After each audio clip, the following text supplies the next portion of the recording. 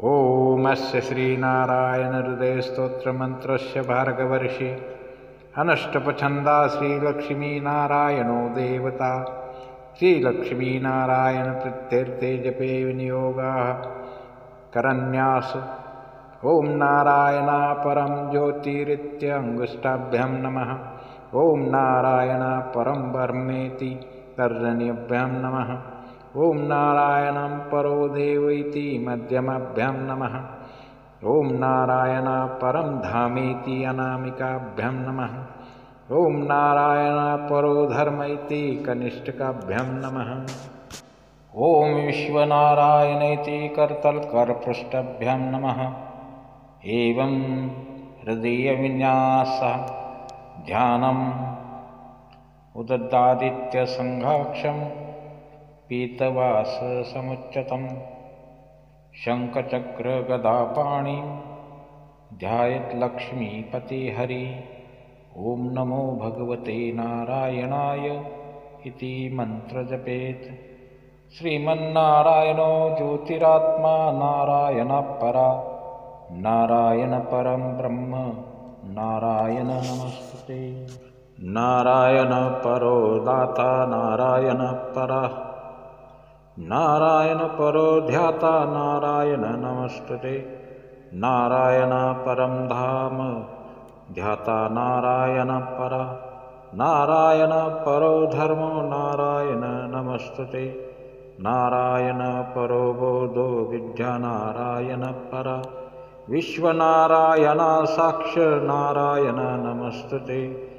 नारायणादविधिर्जातो जातो नारायणच्छ्वा जातो नारायणादीन्द्रो नारायण नमस्ते।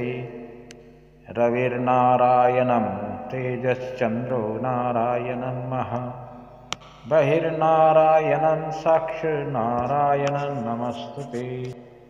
नारायण उपश्चाद् गुरुर्नारायण परा नारायण परो बोधो नारायण नमस्ते। नारायण फलं मुख्यं सिद्धिर्नारायण सुखं सर्वनारायणं शुद्धो नारायण नमस्ते। नारायण त्वमेवासि नारायण हृदि स्थित प्रेरका प्रेयमाणानां पया प्रेरितमानसा त्वदाज्ञानं शिरसा धृत्वा जपामि पावनं मानुपासनमार्गाणां भावक्रोधभावबोधकं भावक्रोधभावभूतस्वं मम सौख्यप्रदो भव। त्वन्मायामोहितं विश्वं त्वय्यैव परिकल्पितं त्वदधिष्ठानमात्रेण सेव सर्वार्थकारिणी। त्वमेवैतां पुरस्कृत्य मम कामाद् समर्पय। न मे त्वदम्य सन्त्राता त्वदन्यं न हि दैवतं त्वदन्यं न हि जानामि पालकं पुण्यरूपकं यावत् सांसारिको भावो नमस्ते भावात्मने।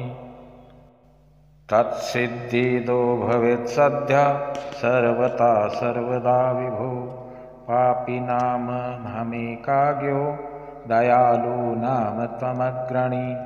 दयानियो मदन्योऽस्ति तव कोत्र जगत्त्रये पापसङ्घपरिक्रान्ता पापात्मा पापरूपधृक् त्वदन्या कोत्र पाप्येभ्यः स्त्राता जगति तले।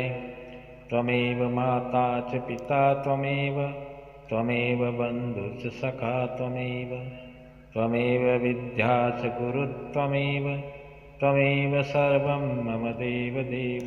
प्रार्थनादशकं चैव मूलाष्टकं थापि वा या पठेत् शृणुयात् नित्यं तस्य लक्ष्मी स्थिरा भवेत्।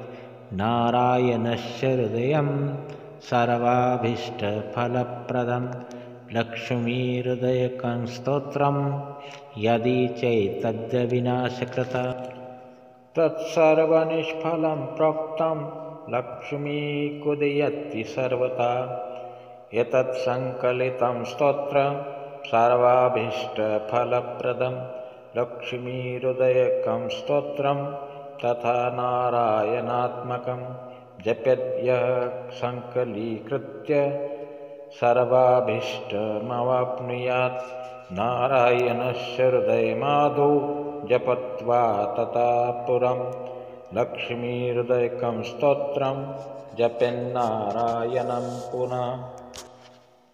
पुनर्नारायणं जप्त्वा पुनर्लक्ष्मीहृदं जपेत् पुनर्नारायणं हृदं सम्पुष्टिकरणं जपेत् एवमध्ये द्विवारेण जपेत् लक्ष्मीहृदयं हितात् लक्ष्मीहृदयकं स्तोत्र सर्वमेतत् प्रकाशितं तज्जन्यपादिकं कुर्यात् तेतत्सङ्कलितं शुभं सर्वकामनामाप्नोति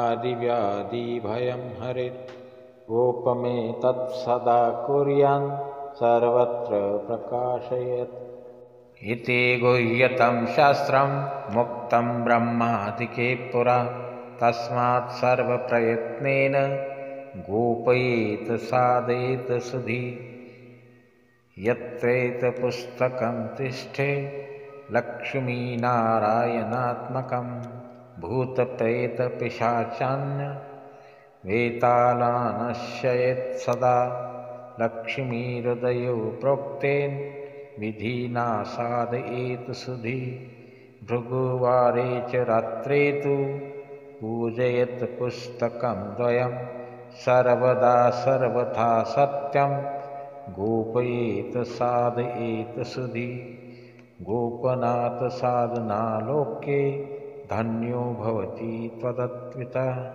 नारायण हृदं नित्यं नारायण नमस्तुते इति श्रीलक्ष्मीनारायण हृदयस्तोत्रं शुभं भवतु।